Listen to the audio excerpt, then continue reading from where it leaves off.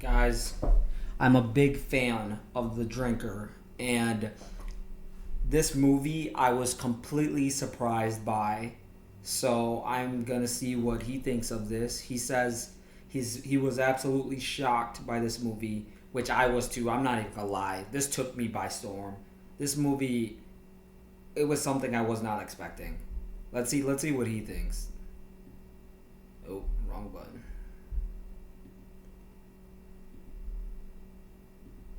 What you got?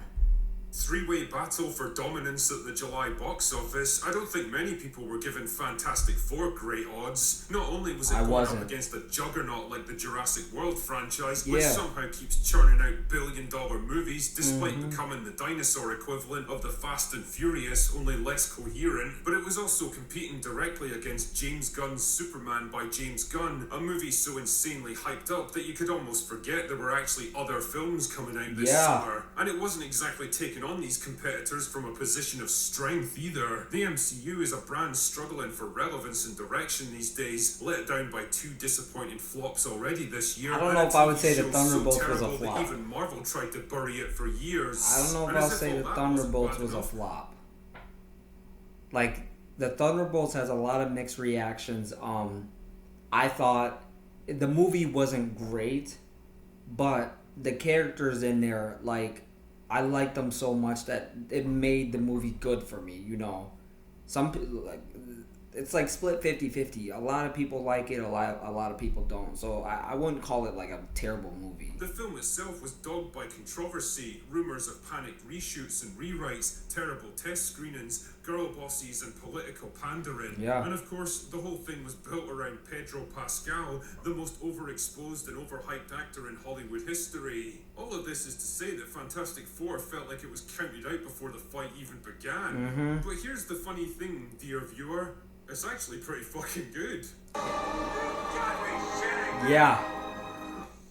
In the quiet words of the Virgin Mary, come again. I mean, let's not go nuts here. It's not a great movie by any stretch. It's not going to change the world or save the MCU. Agree. Superhero movies totally aren't back because of this one film, and there's definitely issues with it. The antagonists aren't very well developed. There's a bit too much convenience driving the plot forward, and you can tell the third act's been chopped up in editing. But for the most part, I think the good far outweighs the bad in this case. The four leads were likeable and easy to get invested in. The plot was simple but effective for building up the stakes and tension. The gloriously retro-futuristic world That was was a nice so break cool. from the visual diarrhea that we're used to seeing. The dreaded Marvel humour was massively toned down. There was no girl bossing or pandering like the rumours suggested. Damn man, even Pedro Pascal did a pretty good He job did a as great Reed job. Richards. No way! He Can't did. quite believe I'm He saying this did. about a Marvel movie in 2025, but credit where credit's due, I quite liked Fantastic Four. The movie opens on an alternate version of Earth with a brisk and breezy intro that explains the origin of the Fantastic Four in a quick, simple summary that works neatly in context. Unlike a fucking wall of text, James. After their first journey into space that gave them all superpowers, the team are now heroes and global celebrities who use their powers for the good of humanity. All great stuff, until one day the Silver Surfer crashes the party by announcing that Earth has been marked for death, and Galactus is on his way to eat the fucking planet.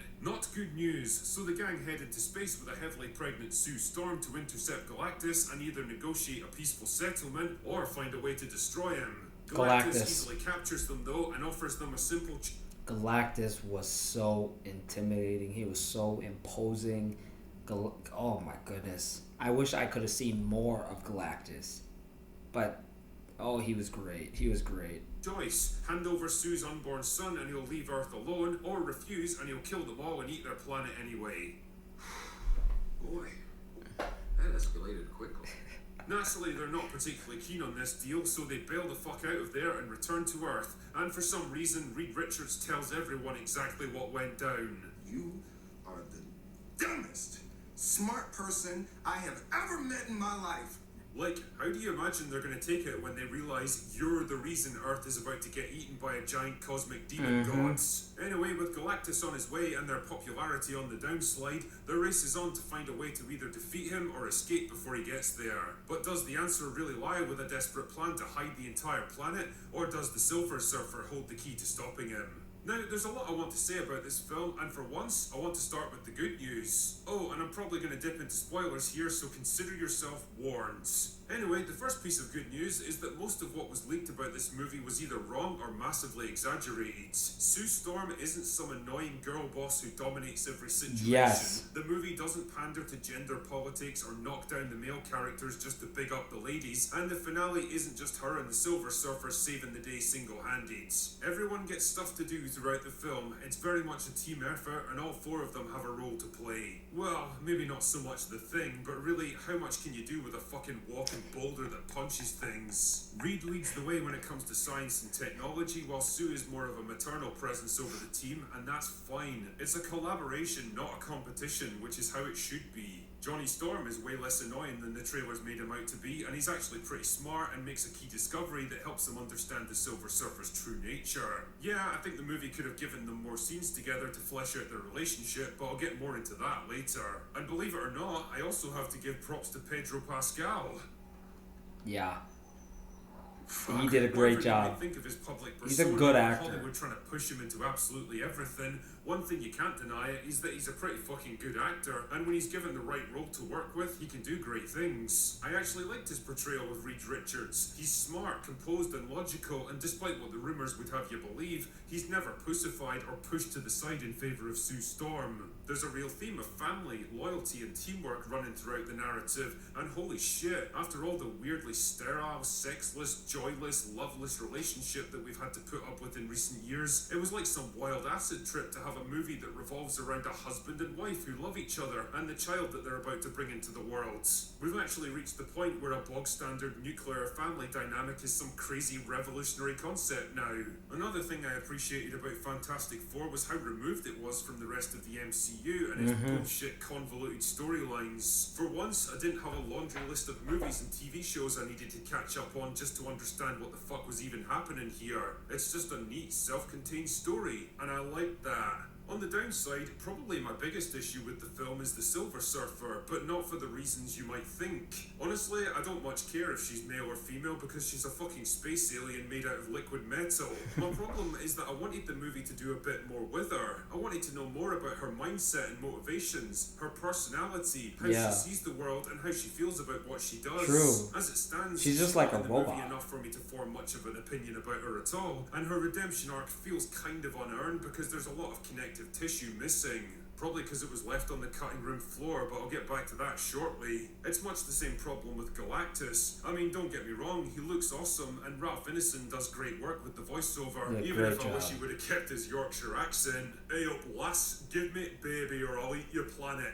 Ah, that's champion. Again though, the problem is that the movie doesn't tell us a whole lot about him. He's just big and hungry and he eats planets, I guess, and he wants baby Franklin to somehow take over his role one day. Like, I've literally got no idea how that's even meant Yeah, to work what? functionally, and I don't get the impression you're meant to think about it too much. It's a testament to how much I enjoyed this film though, that my biggest gripes are the things missing that I wanted to see more of, rather than the stuff already in it that I hated. And I get the impression there was originally a longer cut of this film that gave us more of those all-important character moments and connective scenes. This Whether it movie was a should have been panic in longer. studio trying to course correct after negative feedback, or just a desire for a shorter runtime, I'm not sure, but the end result is a slightly rushed, timid sort of movie that could have been something really special with just a bit, well, more. As it stands though, Fantastic Four is a surprisingly decent movie that does what it does with just enough flair and heart to get you invested, and that probably would have been considered thoroughly mid a decade ago. But in these dark days of cinema, well, it's by far the best superhero film of 2025. Yes, sir. Make of that what you will. Yes, sir. Anyway, that's all I've got for today. Go away Go now. away now. Yes, sir. That was a Yes. good movie. That was such a good movie. I don't care what anyone says. That was a good movie. Guys, I love you guys. Go check out the movie. Dr. Doom in the end. Oh my gosh. Oh, I was hoping we would see his face, but he's just staring.